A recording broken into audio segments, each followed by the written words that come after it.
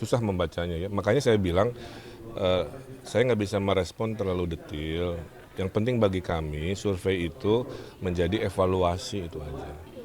Mau baik mau kurang baik jawabannya sama. Dia Ya Kang, hari ini agendanya apa tadi? Nyobain nasi uduk khas juga ya, Kang? RK.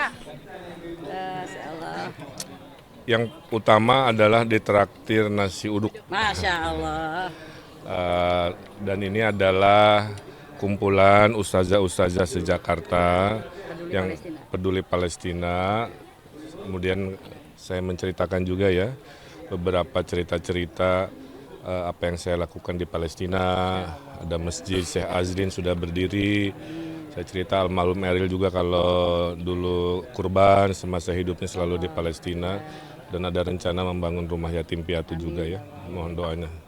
Nah, kemudian para ustazah peduli Palestina ini juga sudah deklarasi.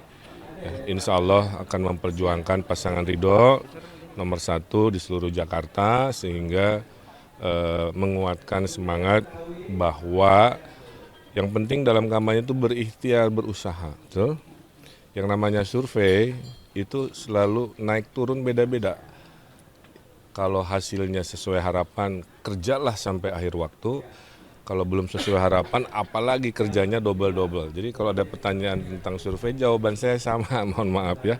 Yaitu survei itu pembaca mood hari ini bukan penentu takdir.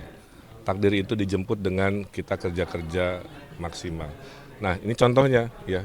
Ini pulang dari sini para ustazah punya jamaah ya Bu, sebanyak-banyaknya yang akan disosialisasikan tentang pasangan Ridho. Ibu silakan sampaikan dulu kira-kira. Assalamualaikum warahmatullahi wabarakatuh. Bangga banget punya gubernur yang cinta dengan Palestina dan mudah-mudahan beliau akan menandatangani masjid di Palestina dan kita akan ikut bersama beliau.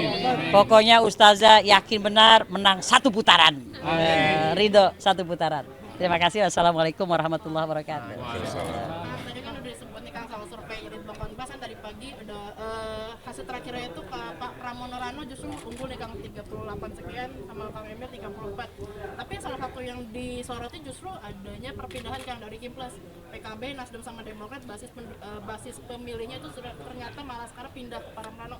Dari Kang Emil evaluasinya seperti apa sih melihat ada perpindahan dari akar rumput seperti apa? Survei itu dinamikanya minggu per minggu ya. Yang saya tahu data Kompas itu kan diambil sebelum debat kedua. Ada debat-debat yang sudah, ada survei-survei pasca debat juga yang sudah dirilis, angkanya juga kan meningkat ya. Nah, kalau ada perpindahan, sama aja Mbak. Pemilih PDIP juga di survei-survei minimal 25%-nya ke kami. Artinya apa? Ya namanya pemilih tidak ada namanya jaminan 100% akan sesuai dengan arah dari koalisinya. Itu aja jawaban saya. Karena yang disampaikan tadi juga sama saja dengan pihak di sana yang pemilihnya ternyata hampir 30% memilih pasangan Ridho. Saya kira itu. Tapi bakal ada perubahan metode kampanye nggak sih Kang? Karena kalau misalkan dibandingkan kayaknya kebusukannya Prano itu kayak dua kali lipat nih dari kata ketemu warga mungkin ya Kang ya? Ya kalau mau membanding-bandingkan silahkan. Agenda saya tiap hari sampai 10 agenda, kecuali saya mau jadi robot yang tanpa istirahat kan nggak mungkin juga. Dan yang namanya belusukan itu bukan soal jumlah kegiatan belusukannya, seberapa efektif jumlahnya optimal tapi menyentuh warga sebanyak mungkin kan, kira-kira begitu. Dan kita akan terus, dan metode kampanye kan nggak hanya belusukan, ada seperti ini. Ini kan dibalik 65 majelis taim ribu-ribu. Apakah saya harus satu-satu berkeliling ke ribuannya? Kan tentu tidak. Jadi metode itu diserahkan ke masing-masing. Menurut saya nggak usah terlalu diperbandingkan karena tiap pasangan punya strategi masing-masing. Kang, apakah itu juga tak pertanda bahwa mesin partai di Kipres nggak jalan? Atau seperti apa konsolidasi? Tanyanya itu melulu ya. PAN, Mas Eko kegiatan banyak, gitu kan. Dari Demokrat saya hadir beberapa kali. Gerindra paling banyak. Acara Golkar belusukan. Acara PKS apalagi. Itu kan semua partai melakukan. Jadi kalau boleh rekan-rekan juga liput dong gitu ya kegiatan partai-partai Kim, tidak selalu maaf ya meliput sayanya gitu. Kalau nanya ke saya lagi saya jawabnya sama. Saya sudah menghadiri aktivasi dari multipartai sebanyak itu gitu ya. Bahwa mungkin ekspektasinya lebih ya itu masing-masing silahkan aja. Tapi yang saya tahu sejujurnya semua partai sudah melakukan aktivasi. Kang, ini kan masih banyak juga pemilih bimbang Kang di survei Kompas ini, ada strategi khusus kan untuk memastikan? Ya saya juga bingung ya karena tiap survei beda-beda. Di Kompas undecided-nya 25% kalau nggak salah ya. Di yang lain cuma 4% coba.